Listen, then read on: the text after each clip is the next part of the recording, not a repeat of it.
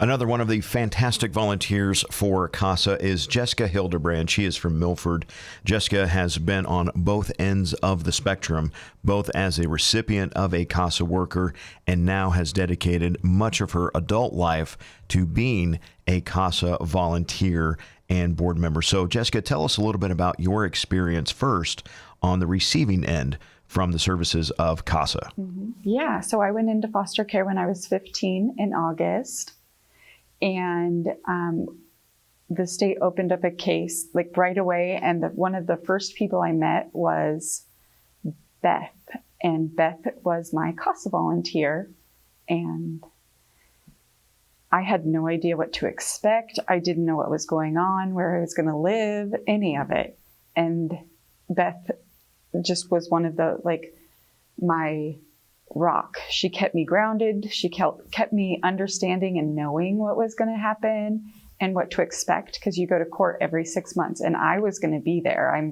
That's just my personality. I wanted to be involved in what my life was going to look like. And so Beth was always there. She always prepared me, and I always felt a little in control of my life. You can't, when you're in foster care, feel fully in control, but she helped really give me a sense of ownership over my own life and a voice in what was happening. And that just made the world of difference. So you were able, in a very difficult situation, to find that home base, find a rock with Beth.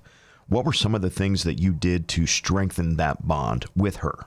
Well, when you're in the system, everybody has an agenda, whether it's your foster parents or your caseworker or your guardian ad litem, that's your lawyer.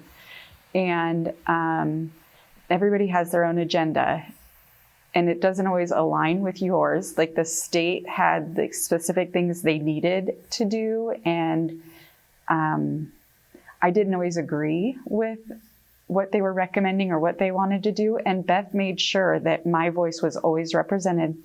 And if I wanted to speak in court, she would either have me meet with the judge beforehand because I didn't feel comfortable telling what I wanted in front of my parents. So she would make a safe place, or she'd put it in her report. This is what Jessica said and what Jessica wants. When did you know that for sure this is what you wanted to do? You wanted to be on the other side. You wanted to help the kids not have to endure some of the things that you did. Well, when you go into foster care, you lose all of your previous connections, essentially. And so that's difficult. But my CASA volunteer, Beth, is still, to this day, a friend. She's the first person I called when I got my first professional job. She's the first person I called when I found out I was pregnant and getting married, all of the things. And so she's still been my rock and my stability. Like if life feels like it's spinning a little and you don't have a family, like a parent to call about something, Beth is still my person. And I come to these events and I run into CASA people that I've known since I was 15. And it's like coming home and seeing my family. And otherwise I don't really have that a lot, and which is fine. But Beth and I took my daughter. I have a daughter who's a senior this year, and we took my daughter on a little trip this summer with her best friend. And just to have that, that's what I feel like with my grandchildren or my daughter's children. I want to be the person who takes them on trips or spends that extra little vacation family time with them. And so I get to do that now with Beth. And I remember I lived in a couple different types of placements, and Beth would always be visiting me. She took me I was in a group home for a while, my junior year, and she came and pulled me out to go to her daughter's soccer. And it was just a day of normalcy, watching her daughter's soccer game. And that's really special. And it made me feel like Beth isn't here because she's being paid and because she has an agenda. Beth is here because she cares about me and what's going on in my life. And she was the only person throughout my entire case who really made me feel like she was only there for me. And And that's really special. And so as I got older, and I've always known since I met Beth that I wanted to do what Beth did. Like, she's an inspiration.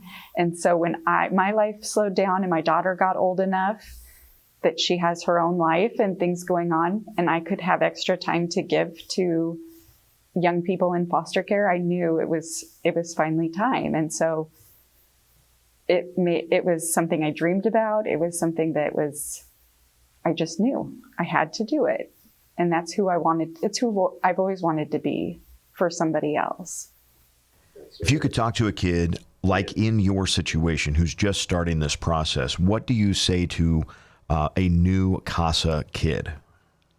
Yeah, well, I have 2 teenagers now as my CASA kids, and I just let them know I'm here just for you guys. I will be your voice. I want to hear everything. I want to know everything, and I'm not leaving. I made sure to let them know, because I know they've already had some caseworker turnover and different things, and even a volunteer court turnover, unfortunately, to no fault of anyone. But I'm in it for the long haul. I'm in it like Beth. I'm in my 40s now, and Beth is still one of my best friends. So I want to do that for the kids I'm currently serving. And so I wanted them to know that they could relax a little and not worry about what they tell me, because I'll be gone in a month. And so that's just really important. And so I go to their sporting events. I try to show up as much as I can to the outside activities, not just monthly visits. I want to be a part of their life. I knew after I got out of foster care, because it's not easy, and I struggled, and that I knew that I had a mission to make life better for young people in foster care, so they didn't have to deal with some of the same things I did or my peers did in the 90s. And so I, after college, went into foster care work and advocacy as a profession, and I did 20 years of that. And I worked with a lot of different people in the system, and there's a lot of key pieces that make the system work. And I've still never found a program that makes such an impact like CASA does. And I am dedicating my life. I will always support CASA in whatever means that I can. I've been on the state board. I'm now volunteering. I've helped raise money. I've helped we did legislative work back probably 15 years ago to get state funding for Nebraska CASA. And so whatever I can do for a program that really, truly makes a difference. And that's CASA.